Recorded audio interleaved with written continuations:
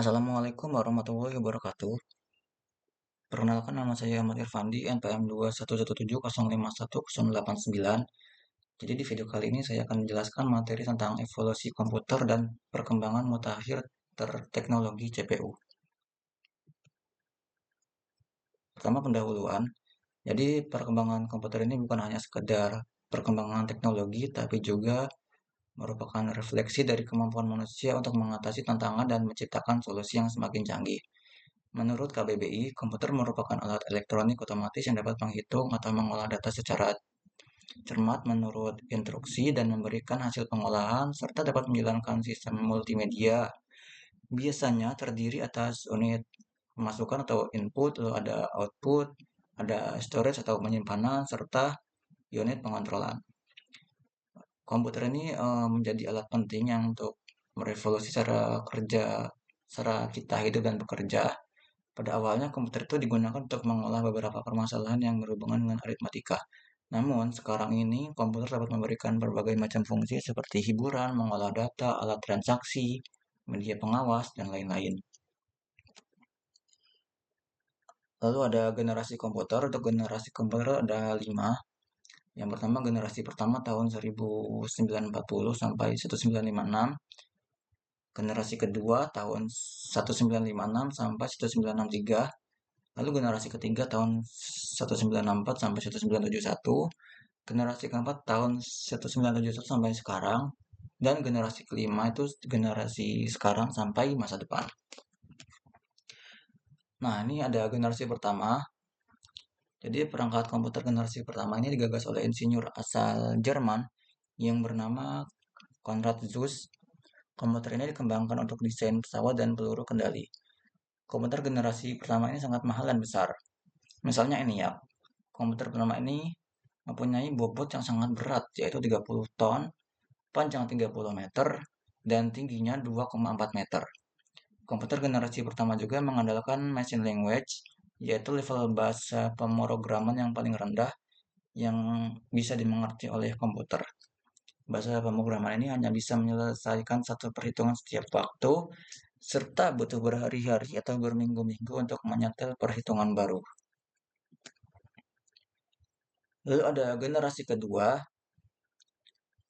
Perkembangan generasi kedua ini ditandai dengan diciptakannya transistor untuk menggantikan tabung hampa.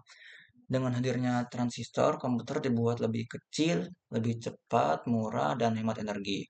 Selain itu, pada generasi ini juga dilakukan pengembangan memori inti magnetik. Secara umum, komputer generasi kedua ini sudah menggunakan bahasa pemrograman tingkat tinggi. Kapasitas memorinya ini sudah lumayan besar, tidak membutuhkan terlalu banyak listrik, dan proses operasi sudah cepat. Nah, lalu generasi ketiga, komputer generasi ketiga ini ditandai dengan pengembangan integrated circuit pada tahun 1958. Billy menciptakan integrated circuit chip atau IC. IC ini merupakan kepingan kecil yang mampu menampung banyak komponen menjadi satu. Jadi komputer generasi ketiga ini menjadi lebih kecil, lebih cepat, dan murah. Pada generasi ini memungkinkan untuk dipasarkan ke khalayak umum. Di sisi lain, komputer pada generasi kedua ini mulai ditinggalkan karena pemakaian transistor yang membuat komputer jadi cepat panas. Lalu generasi keempat, yaitu tahun 1971 sampai sekarang. Periode ini ditandai dengan dikembangkannya mikroprosesor yang menyatukan ribuan IC ke dalam satu keping silikon. Nah, pada masa ini mulai muncul laptop yang sangat portable dan bisa dibawa kemana-mana. Seiring komputer-komputer kecil ini menguat, mereka dapat dihubungkan untuk membentuk jaringan yang pada akhirnya mengawali perkembangan internet. Komputer generasi pertama yang besarnya hingga mengisi seluruh ruangan, lalu komputer generasi keempat ini sudah muat dalam genggaman manusia. Jadi perbedaannya itu sangat jauh sekali ya. Nah, yang berikutnya yaitu generasi kelima, itu mulai dari sekarang sampai masa depan. Nah, kalau yang berada di gambar ini merupakan IBM Q System One, komputer kuantum komersial pertama di dunia yang dirilis pada tahun 2019 ya. Jadi perkembangan komputer generasi kelima ini ditandai dengan munculnya LSI atau Large Scale Integration yang merupakan pemadatan ribuan mikroprosesor ke dalam satu mikroprosesor. Komputer generasi kelima ini ditandai dengan munculnya semikonduktor.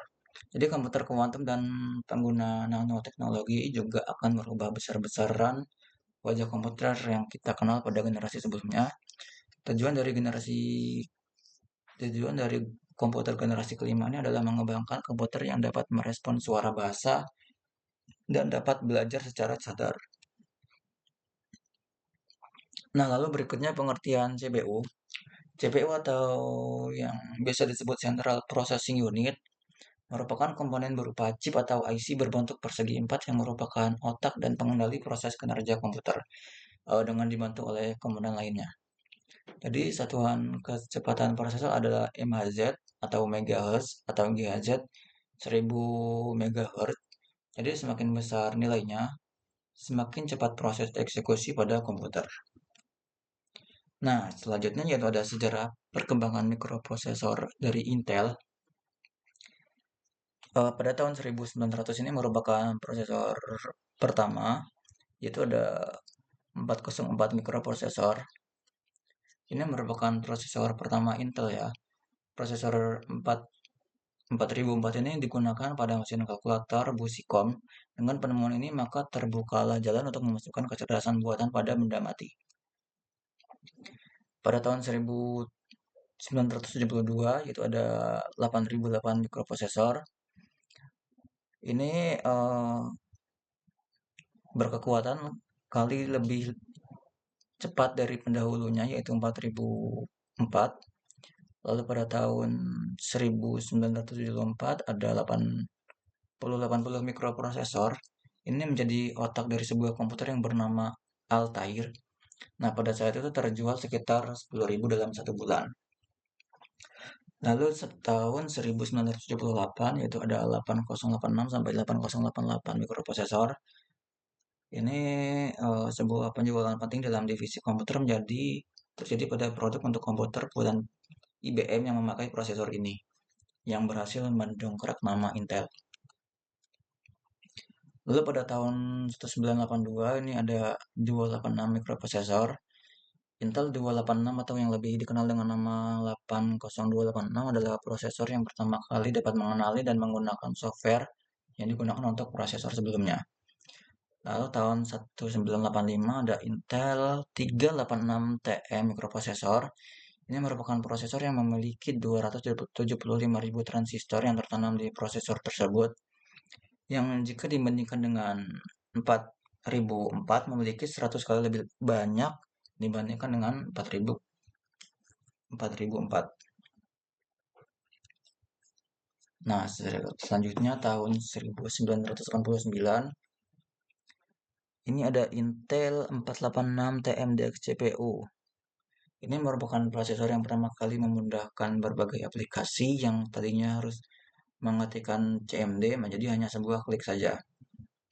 Dan Cyrix D33FJS41 yang mempunyai fungsi kompleks matematika sehingga memperkecil beban kerja pada prosesor.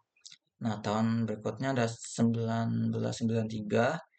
Ini ada Intel Pentium prosesor. Ini merupakan prosesor generasi baru yang menangani berbagai jenis data seperti suara, bunyi, tulisan tangan, dan foto. Pada tahun 1995 ini ada Intel Pentium Pro. Ini prosesor yang dirancang untuk digunakan pada aplikasi server dan workstation yang dibuat untuk memproses data secara cepat. Prosesor ini mempunyai 5,5 juta transistor yang tertanam. Nah, tahun 1997 ada Intel Pentium 2.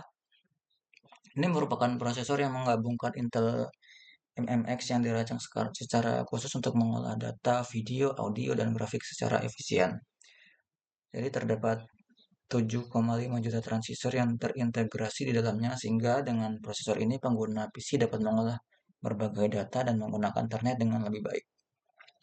Berikutnya tahun 1998, ini ada Intel Pentium 2 Xeon. Ini merupakan prosesor yang dibuat untuk kebutuhan pada aplikasi server. Nah, jadi pada tahun itu Intel sangat ingin untuk memenuhi strateginya yang ingin memberikan sebuah prosesor unik untuk sebuah pasar tertentu. Lalu pada 1999 ada Intel Celeron prosesor. Ini merupakan prosesor yang ditujukan untuk pengguna yang tidak terlalu membutuhkan kinerja, lalu prosesor yang lebih cepat bagi pengguna yang ingin membangun sebuah sistem komputer dengan budget yang tidak terlalu besar. Prosesor Intel Celeron ini memiliki bentuk dan form factor yang sama dengan prosesor sejenis Pentium, tapi hanya dengan instruksi-instruksi yang lebih sedikit. L2 charge-nya lebih kecil, kecepatan clock speed yang lebih lambat, dan harga yang lebih murah daripada prosesor sejenis Intel Pentium. Dengan keluarnya prosesor Celeron ini, maka Intel kembali memberikan sebuah prosesor untuk sebuah pasaran tertentu. Lalu 1999 ada Intel Pentium 3 Xeon. Ini prosesor ini kembali merambah pasaran server dan workstation dengan menggunakan seri Xeon, tetapi jenis Pentium 3 yang mempunyai 7 perintah SIMD. Pada tahun 2000 ada Intel Pentium 4. Ini merupakan produk Intel yang kecepatan prosesornya mampu menembus kecepatan hingga 3,06 GHz. Pertama kali keluar prosesor ini berkecepatan 1,5 GHz dengan form factor pin 423. Setelah itu Intel mengubah form factor prosesor Intel Pentium 4 menjadi pin 478 yang dimulai dari prosesor Intel Pentium 4 berkecepatan 1,3 GHz sampai yang terbaru yang saat ini mampu menembus kecepatannya hingga 3,4 GHz. Lalu pada tahun 2001 ada Intel Xeon Processor. Ini merupakan prosesor Intel Pentium 4 yang ditujukan khusus untuk berperan sebagai komputer server. Prosesor ini memiliki jumlah pin yang lebih banyak dari prosesor Intel Pentium 4 serta memori L2 cache yang lebih besar juga. Pada tahun 2001 ada Intel Itanium Processor. Ini merupakan prosesor pertama berbasis 64 bit yang ditujukan bagi pemakaian pada server dan workstation serta pemakaian tertentu. Nah, jadi prosesor ini tuh strukturnya benar-benar beda dari yang sebelumnya yang didasarkan pada desain dan teknologi Intel Explicit Parallel Instruction Computing atau EPIC. Lalu tahun 2002 ada Intel Itanium 2 prosesor, adalah generasi kedua dari keluarga Itanium. Nah, tahun 2003 ini ada Intel Pentium M prosesor chipset 855 dan Intel Pro Wireless 2100. Adalah komponen dari Intel Centiro TM. Intel Centiro dibuat untuk memenuhi kebutuhan pasar akan keberadaan sebuah komputer yang mudah dibawa kemana-mana. Lalu tahun 2004 ada Intel Pentium M735, 745, 755 prosesor. Ini dilengkapi dengan chipset 855 dengan fitur baru, 2 MB L2 Charge 400 MHz sistem bus dan kecocokan dengan soket prosesor dengan seri Pentium M sebelumnya. Tahun 2004 ada Intel E7520, E7320 chipset 7320, 7520 dapat digunakan untuk dual prosesor dengan konfigurasi 800 MHz FSB, DDR2 400 memori, dan PCI Express Peripheral Interface. Nah, tahun 2005 ini ada Intel Pentium 4 Extreme Edition 3,7 GHz. Ini merupakan sebuah prosesor yang ditujukan untuk pasar pengguna komputer yang menginginkan sesuatu yang lebih dari komputernya. Prosesor ini menggunakan konfigurasi 3,73 GHz frekuensi, 1066 GHz FSB, EM64T, 2 MB L2 charge, dan hyper threading. Tahun 2005 ada Intel Pentium D 820, 830, 840. Prosesor berbasis 64 bit dan disebut dual core karena menggunakan dua buah inti dengan konfigurasi 1 MB L2 charge pada setiap core, 800 MHz FSB, dan bisa beroperasi pada frekuensi 2,8 GHz, 3,0, dan 3,2 GHz. Pada prosesor jenis ini disertakan dukungan hyperthreading. Nah, pada tahun 2008 ada Intel i7 prosesor. Ini mempunyai codename Nehalem. Pada awalnya penggantian nama baru i7 membuat pelanggan setia Intel cukup sulit mengingatnya. Beberapa keunggulan dari prosesor Intel ini adalah memiliki performa yang lebih tinggi dan lebih efisien dalam penggunaan energi. FSB atau Front Side Bus digantikan dengan Quick Patch Interface. Memori controller yang ada pada prosesor tidak seperti yang sebelumnya terpisah pada chip tersendiri. Dengan teknologi ini, memori akan langsung terhubung dengan prosesor. Support 3 channel memori, tiap kanal berisi 2 slot memori hingga total slot yang ada dalam mainboard yang mendukung prosesor ini ada 6 slot. Prosesor Core i7 sementara ini hanya mendukung memori jenis DDR3. Core i7 menggunakan single di device core inti prosesor, memori controller, dan charge berada dalam satu die. Lalu kesimpulan, evolusi komputer telah mengalami 5 generasi perkembangan dimulai dari penggunaan tabung vakum hingga kecerdasan buatan dan teknologi kuantum masa kini. Perkembangan CPU berperan krusial dalam kemajuan teknologi komputer dari mikroprosesor yang pertama yaitu Intel 4004 hingga prosesor modern seperti yang saat ini. Kemajuan teknologi CPU ditandai dengan peningkatan kecepatan, efisiensi daya, jumlah core, serta integrasi teknologi mutakhir seperti AI dan arsitektur ARM. Tren saat ini mengarah ke prosesor yang lebih kecil, lebih cepat, dan lebih hemat energi, serta penggunaan teknologi komputasi kuantum di masa depan. Baik, mungkin cukup sekian presentasi dari saya, kurang lebihnya saya mohon maaf. Saya akhiri, wassalamualaikum warahmatullahi wabarakatuh.